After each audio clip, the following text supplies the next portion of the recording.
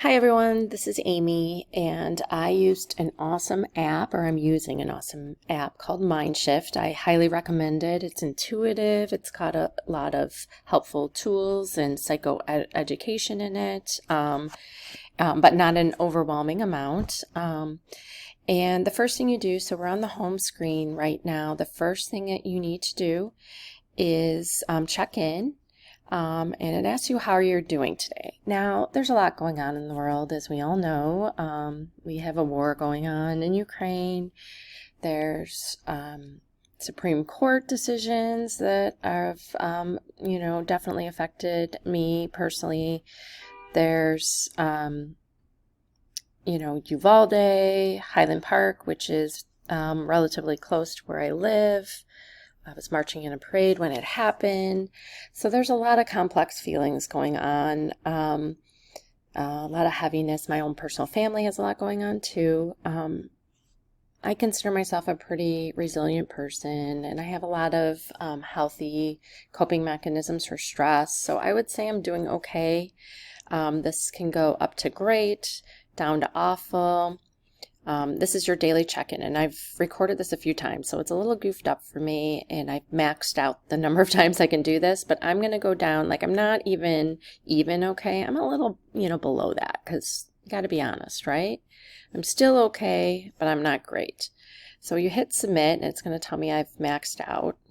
See, I've reached my limit, but it has this helpful summary which will reveal I haven't been a perfect student, and I haven't done this every day with the holiday, and I've been actually protesting peacefully and everything. I haven't quite done my due diligence, but I am inspired to do this. I did check in a couple times, but I haven't been using the app as much as I want to because it is fantastic.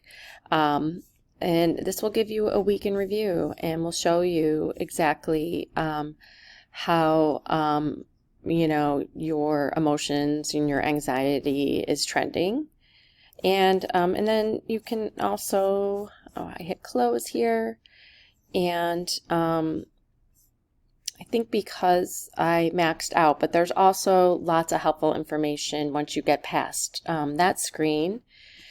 And then which is just how this app works, because if you don't find it in one place, you're going to find it in another. So just because I didn't show you that, it's extremely helpful, but they will have overlapping information other places as well. And here we can, kind of think about, what am I really anxious about? Am I having general worry? Am I having social anxiety, perfectionism, panic, phobias? For me, it's more general worry. I think when I was early on in my trauma, I had a lot of triggers. I wouldn't exactly call them phobias, but things that would affect me pretty deeply. General worry is probably where I'm at personally, and then it kind of, separates it out here, gives you some categories. For me right now, it's environment. You can also see examples, and it's a bunch of what if statements, and helps you kind of understand what your thinking is all about. And then you go into signs, and I love this part. And you can pay attention to how your body is feeling. If you're feeling restless, irritable, if your mind is racing, if you're having trouble turning off your worries, different behaviors you might be taking. And then you click up here on tips, and it gives you just real simple ways to check in with yourself, and just even more in depth. In this, the daily check-in, thinking traps. They have a thought journal. We'll get to that. So, like I said, things overlap in here. It's not like you can only find the tools in one area. If you're using the app, chances are you're going to find the tools that you need, no matter where you're leaded in the app. led in the app. And so tools down here, healthy thinking. There's the thought journal. You click on that and you can add a new thought and keep track of those so you understand and have awareness of where your thoughts are taking you. And there's, tools within that section as well. Love the coping cards. You can click on, where your anxiety is coming from. You can also, I think this is really cool, you can also create custom cards. But I like these. So this first one, I can't predict the future, so there's no point in guessing it. As a yoga instructor, I like to tell my students when they're in Warrior 2, you don't want to be leaning forward with that front arm, and that means you're caught up in the future and you're feeling a little bit of anxiety perhaps, and you don't want to be leaning back towards the back of your mat. That means you're focused on the past, maybe guilt or shame from the past. You want to be centered with your spine perpendicular or working towards perpendicular to the mat. So that you're focused, grounded, rooted in the present. And they have,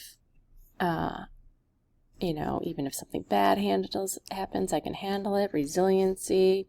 So these are helpful. And then belief experiments. So this is something that I put in, and it's, I'm going to check and see how I'm doing. I have a check-in on the 31st, just to make sure I'm not doom scrolling.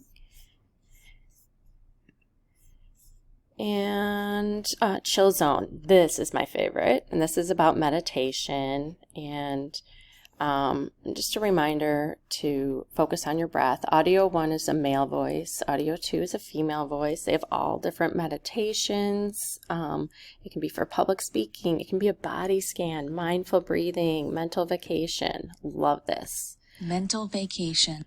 And my screencast recording doesn't record the computer, so I'm not going to play that for you. It's not going to be super helpful. I would say probably that's my favorite part, just a reminder to focus on your breath and having a structured way to do that. They say that doctors make the worst patients, yoga instructors probably, I can't speak for all, but I'll just speak for myself. A reminder to meditate is in order for me. And I love the fact that this has structured ways of doing that. And if you start making a habit of using this app every day, which I plan on doing, you have all these great meditations and they're a reasonable amount of time. Community, this would be my second favorite. And so they have discussions up here. You can click on your own activity. You can create a post of your own. They have announcements. Obviously, if someone, is having suicidal thoughts, that's key. Please ensure your posts relate to anxiety. I've seen other things, don't, get into specifics about politics and things like that. This is a politics-free specific zone, even though our anxiety might be caused by it. It's kind of nice that it's, we're not going to be trying to problem solve what's going on in the Senate or something like that in these discussion boards. And the thing I like too is that you can search. And let's say you're, kind of focusing on the fact that you've experienced trauma.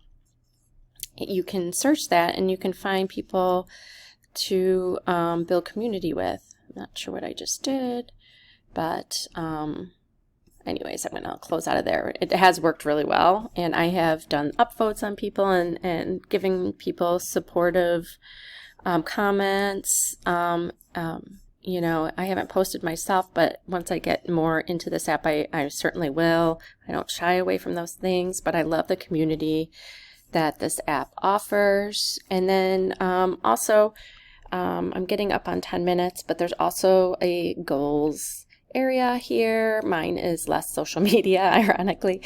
Hasn't quite happened this week, but, and you can monitor your goals and then state when they are completed. All in all, I think Mindshift is really awesome, and I do recommend it. And if anyone has any questions about it, but like I said, that isn't all-encompassing. There's more in this app than I was even able to show you. This take action area, you can do I call it immersion, but it's exposure therapy. I don't like the word exposure, so I always call it immersion therapy. You can build a immersion exposure ladder, so you take small steps to get more comfortable with doing something that you are having anxiety about doing. And I think that's really cool. And again, I recommend this app.